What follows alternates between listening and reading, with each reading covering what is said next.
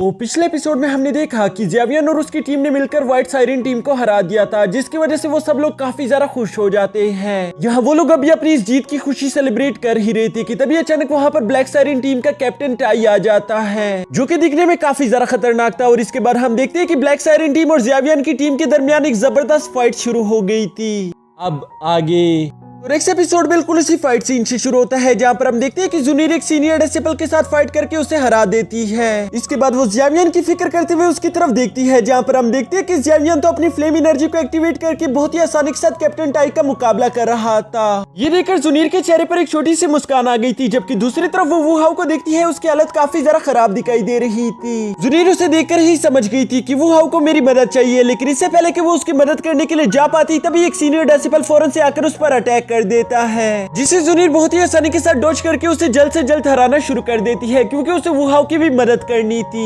यहाँ दूसरी तरफ हम वुहाओ को देखते हैं, जो कि काफी ज्यादा वीक और कमजोर दिखाई दे रहा था, लेकिन साथ ही साथ हम देखते हैं कि अब उसे बहुत ज्यादा गुस्सा आ जाता है। इस गुस्से की वजह से वो अपनी बहुत सारी एनर्जी रिलीज करते हुए उस सीनियर डिसिपल पर एक जोरदार अटैक कर देता है, जिस अटैक की वजह से वो सीनियर डिसिपल उड़ता हुआ पीछे जा गिरा था। यहाँ पीछे आने के बाद वो सीनियर डिसिपल कहता है कि मानना पड़ेगा कि तुम इतने ज्यादा कमजोर होने के बावजूद भी अचानक से अपनी एनर्जी को इतनी हाई लेवल तक पहुंचा सकते हो। मुझे नहीं मालूम था कि न्यू डेसिपल में भी किसी के पास इस तरह की कोई सीक्रेट टेक्निक होगी। और इसके बाद हम देखते हैं कि वो सीनियर डेसिपल अभी वुहाओ पर अपना लास्ट फाइनल अटैक करने वाला था। उसका ये लास्ट अटैक काफी ज्यादा खतरनाक दिखाई दे रहा था, जबकि दूसरी तरफ हम वुहाओ की कंडीशन देखते हैं कि वो पूरी तरीके से थक चुका था, उसके अब खड़े होने की भी हालत नहीं बची थी। यहाँ ऐसा लग रहा था कि एक बार अगर ये निंजा शुरिकन वुहाओ को लग गई तो वो जिंदा नहीं बच पाएगा, लेकिन तभी अचानक हम देखते हैं कि जुनीर वहां वक्त पर पहुंच गई थी, जो कि वुहाओ के आसपास एक शील्ड क्रिएट करते हुए उस अटैक को ब्लॉक कर देती है। इसके बाद हम देखते हैं कि जुनीर वुहाओ से कहती है कि तुम जरा सा आराम कर लो, क्योंकि तुम्हारी एनर्जी पूरी तरीके से खत्म हो गई है, तुम फिक्र मत करो, इस आदमी को मैं अकेले ही देख लूंगी। लेकिन वुहाओ उसकी ये बात नहीं मानता, बल्कि वो कहता है कि मैं भी तुम्हारे साथ आगे चलूंगा, चलो एक साथ उस पर हमला करते हैं। जो सुनते साथ ही हम देखते हैं कि जुनीर और वुहाओ दोनों ने एक साथ आगे बड़ी तेजी के साथ बढ़ना शुरू कर दिया था, और यहाँ पर इन लोगों की रफ्तार काफी ज्यादा हाई थी,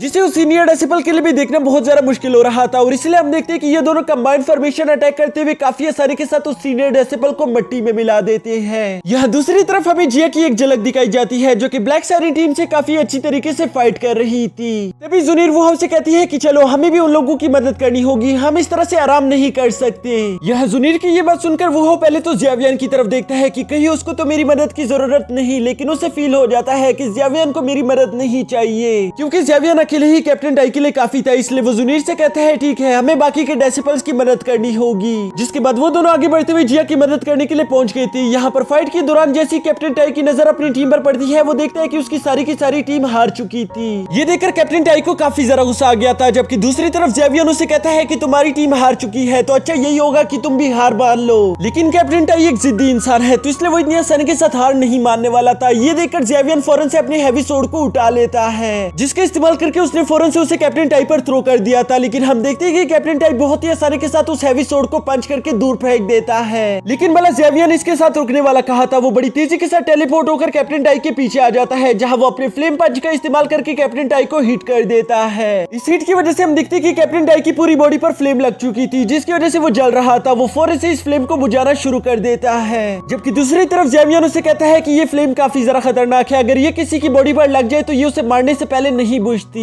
लेकिन तुम शुक्र करो कि तुम्हारी बॉडी पर एक आर्मर लगा हुआ है, जिसकी वजह से तुम्हारी जान बच जाएगी, लेकिन ये तुम्हारे पास सिर्फ लास्ट वार्निंग थी। यहाँ अपनी बॉडी से वो फ्लेम बुझाने के बाद हम देखते हैं कि कैप्टन टाई सच में बहुत ज्यादा हैरान दिखाई दे रहा था, क्योंकि वो जानता था कि ये फ्लेम उसकी जान भी ले सकती थी। वो देखता है कि उसके सामने जेवियन अपनी फ्लेम लेकर खड़ा हुआ था, जबकि दूसरी तरफ उसकी पूरी की पूरी टीम भी हार चुकी थी, यानी कि उसके पास जीतने का कोई भी रास्ता नहीं बचा था। ये बात सोचकर उसे काफी ज्यादा गुस्सा आ गया था, और इसी गुस्से के साथ वो जोर से चिल्लाता है। लेकिन इसके बाद हम देखते हैं कि कैप्टन टाई ने अपने गुस्से पर काबू कर लिया था, और वो जेवियन से कहता है कि ठीक है तुम जीत गए। जो सुनकर जेवियन और उसकी सारी टीम काफी ज्यादा खुश हो जाती है। यहाँ जुनीर भी फौरन से जेवियन के पास आ गई थी, और वो उससे कहती है कि क्या तुम ठीक हो, तुम्हें ज्यादा चोट तो नहीं लगी। जिस पर जेवियन उसे शांत कराते हुए कहता है कि हाँ मैं बिल्कुल ठीक हूँ, लेकिन तुम्हारा बहुत बहुत शुक्रिया, तुमने काफी ज्यादा हिम्मत दिखाई। यहाँ इन लोगों को इस तरह से खुशियां मनाते हुए देखकर कैप्टन टाई उनसे कहता है कि तुम लोगों को इतना ज्यादा खुश नहीं होना चाहिए, क्योंकि जैक तुम लोगों का रास्ते में इंतजार कर रहा है। यहाँ वो जैक के बारे में बताता है कि जैक हम सब में से ज्यादा हमारा स्ट्रॉन्गेस्ट वॉरियर है, उसने कभी भी इस फायर हंट में हिस्सा नहीं लिया, लेकिन इस बार वो तुम्हें रोकना चाहता है। जबकि यहाँ दूसरी तरफ जेवियन जैक के बारे में सुनने के बावजूद कैप्टन टाइस से उसकी फायर एनर्जी लेते हुए सोचता है कि उसे मैं खुद अकेले ही देख लूंगा।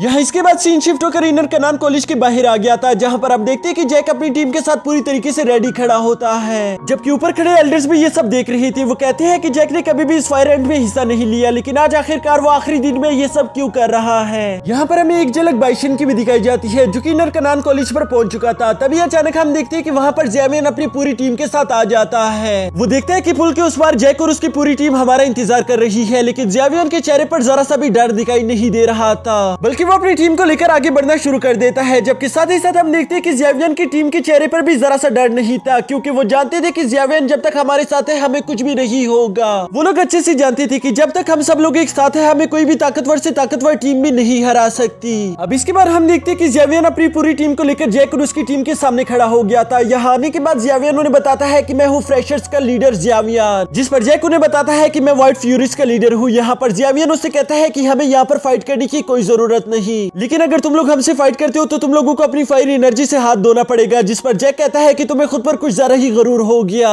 मैं बस तुम्हारा ये गुरूर तोड़ना चाहता हूँ। जिस पर जेवियन कहता है इसका मतलब यहाँ पर कोई भी नेगोशिएशन नहीं हो सकती, हमारे पास एक दूसरे से फाइट करने के अलावा कोई रास्ता नहीं। जो सुनते साथ ही हम देखते हैं कि जेवियन की पूरी टीम ने अपनी डो एनर्जी को रिलीज करना शुरू कर दिया था। ये देखकर जैक कहता है कि तुम लोग कुछ ज्यादा ही घमंडी हो चुके हो, मेरी टीम तुम लोगों का ये घमंड तोड़ देगी। जिसके साथ ही हम देखते हैं कि उन लोगों ने भी अपनी डो एनर्जी को रिलीज करना शुरू कर दिया था। और इसी के साथ हमारा ये एपिसोड यहीं पर खत्म हो जाता है।